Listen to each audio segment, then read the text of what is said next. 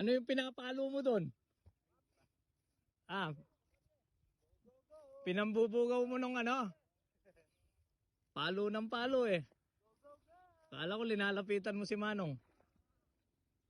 Magpapalay na ho kasi dito. Ayan.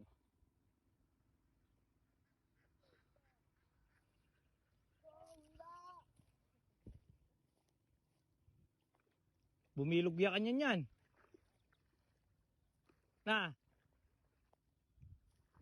Mali ya kanyan. Kenny ya pa. Uy, dikat me Kenny. Ito yung batakan nyo para ya bumilog. Ah, may gitaron doon niya. Sige, auren na rin as ano. Ayan, tumatalon na yung mga isda.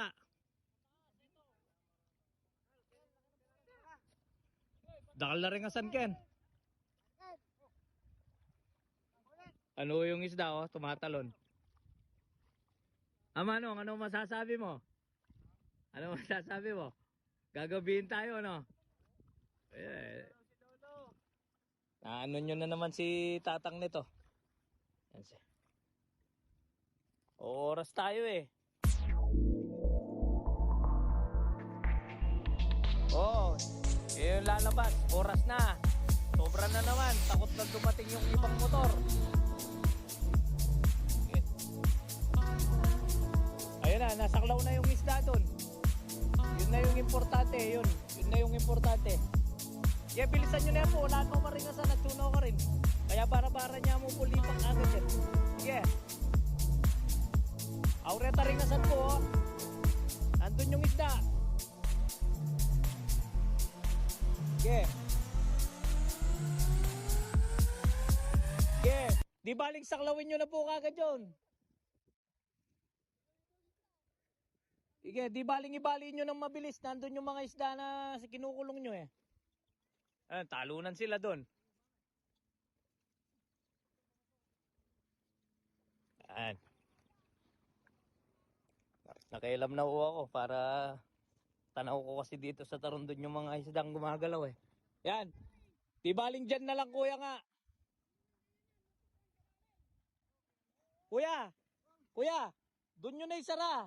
Nandun na lahat yung isda eh. Bali nyo na lang yun doon. Huwag nyo nang pakialaman dyan sa una na yan. Doon na. Ipagdikit nyo na yun. Oh. Kuya. Bitawan nyo na po dyan. Yun na kagad ang kunin nyo. Nandun na lahat.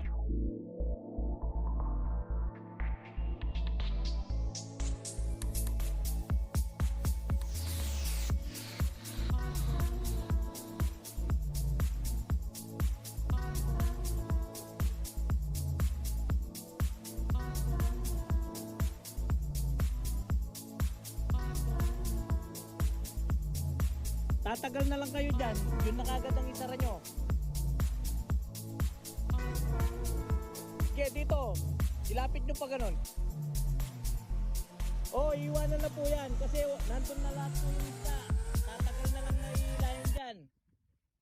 Yun na kagad ang isara.